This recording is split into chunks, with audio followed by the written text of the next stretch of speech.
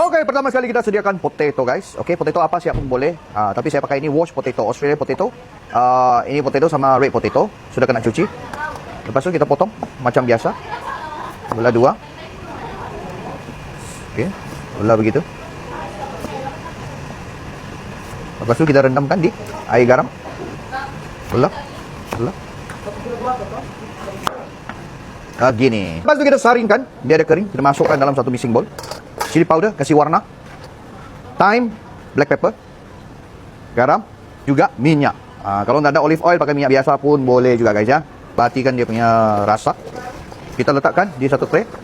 Lepas tu kita masukkan dalam oven 250 darjah Celsius selama 30 minit ataupun sampai masak. Lepas 30 minit guys. Kita tengok sudah masak ke belum.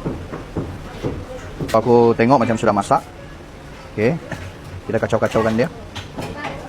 Kita masuk balik dalam oven. Kasih warna dia. Kita masak lebih kurang dalam 10 hingga 15 minit. Kita pantau warna dia. Selepas 15 minit kita tengok dulu kita punya potato. Wow.